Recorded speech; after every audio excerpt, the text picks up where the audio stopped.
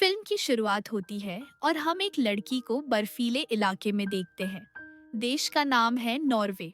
वह भाग रही होती है, ऐसा लगता है मानो वह अपनी जान बचा रही हो, क्योंकि उसका पीछा ज़ॉम्बी कर रहे थे। अपनी पूरी कोशिश के बावजूद वह अपनी जान नहीं बचा पाती, क्योंकि ज़ॉम्बी उसे पकड़ लेते हैं और मार डालते हैं। इसके बाद हम 7 दोस्तों को एक कार में देखते हैं। वे कहाँ जा रहे थे? असल में वे ईस्टर फेस्टिवल मनाने जा रहे थे। जिस जगह वे जा रहे थे उसका नाम था ऑक्स। यह जगह पहाड़ों के पीछे थी, जहां वेगार्ड का एक दोस्त था और उसके पास एक केबिन था। उन्हें वहीं रुकना था। उनका रास्ता उसी दिशा के उलट था जिस तरफ वह लड़की भाग रही थी। जब वे ऑक्सफर्ड पहुंचते हैं तो कार पार्क कर देते हैं, क्योंकि बर्फीले और पहाड़ी इलाके में कार आगे नहीं जा सकती थी। इसके बाद हम देखते हैं कि वेगार्ड स्नो बाइक लेकर आगे निकल जाता है और बाकी सभी लोग उसका पीछा करते हैं।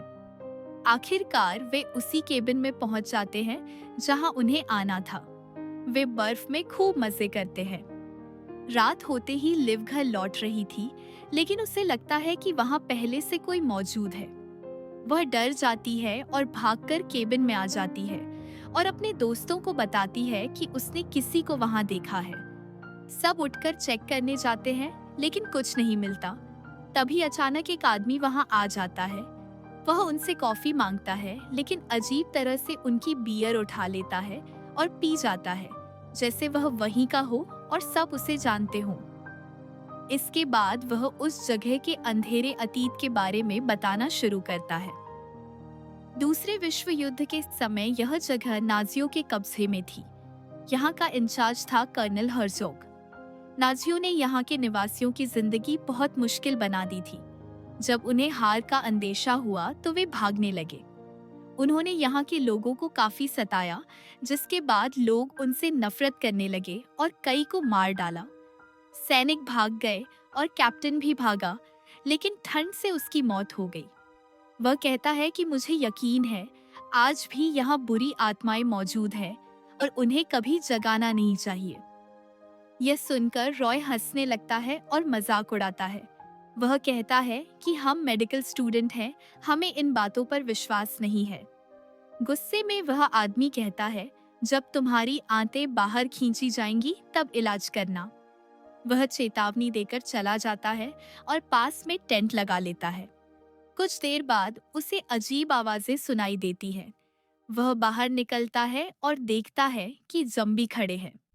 एक ज़ॉम्बी आकर उसका गला काट देता है। वह किसी तरह भागकर टेंट तक जाता है, लेकिन ज़ॉम्बी उसे मार डालते हैं। विगार्ड उस कहानी से डर जाता है और अपनी दोस्त सारा को ढूंढने निकल पड़ता है। वह कहता है, अगर मैं नहीं लौटा तो कार तक जाकर मदद मंगवा लेना। वह टेंट पर पहुंचता है और उस आदमी को मरा हुआ देखता है। खून से भरे पैरों के निशान देखकर उनका पीछा करता है, लेकिन गड्ढे में गिर जाता है। इधर केबिन में बाकी लोग एक बॉक्स पाते हैं जिसमें कांसे से बनी चीजें और सोना होता है। उन्हें शक होता है कि यह नाजियों का चोरी किया हुआ सोना है। इसी बीच क्रिस बाहर शौचालय में जाती है और ज़ॉम्बी उसे पकड़ लेते हैं। हेना आवाज सुनती है, लेकिन कुछ देख नहीं पाती। थोड़ी देर बाद उसे खिड़की पर क्रिस का सिर दिखाई देता है और वह चिल्ला उठती है। ज़ॉम्बी हमला करने लगते हैं और अंदर आने की कोशिश करते हैं। हेना एक ज़ॉम्बी का हाथ काट देती है और उन्हें पता चलता है कि ये नाजी ज़ॉम्बी है। अचानक एक ज़ॉम्बी आकर एयरलिन का सिर फाड़ देता है। उधर वेगार्ड गुफा में जागता है और उसे नाजियों के हथियार, हेलमेट और सारा का कटा सिर मिलता है। वह बाहर निकलता है, लेकिन ज़ॉम्बी से भिड़ जाता है। बाकी लोग योजना बनाते हैं कि 2 लोग ज़ॉम्बी को उलझाएंगे और 2 कार से मदद लाएंगे। हेना और लिव रास्ता भटक जाते हैं। लड़ाई में लिव मारी जाती है। हेना इलेक्ट्रिक स्टिक से ज़ॉम्बी मार देती है। कर्नल हर्जोग आ जाता है। वेगार्ड मशीन गन से कई ज़ॉम्बी मारता है, लेकिन अंत में वे उसे पकड़कर हाथ पांव तोड़ देते हैं। मार्टिन गुस्से में आकर सबको मारने लगता है, लेकिन गलती से हेना को भी मार देता है। लड़ाई में मार्टिन अपना हाथ काट देता है ताकि वह ज़ॉम्बी न बने, लेकिन ज़ॉम्बी उसे फिर भी घेर लेते हैं। अंत में वे सोचते हैं कि हर्ज़ोग को मार दें, लेकिन वह कुछ बोलता है और जमीन फटने लगती है। सारे मरे हुए ज़ॉम्बी फिर से जीवित हो जाते हैं। भागते समय रॉय झाड़ियों में फंस जाता है। मार्टिन दौड़कर केबिन से सोने का बॉक्स निकालकर हर्ज़ोग को दे देता है, जिससे वह शांत हो जाता है।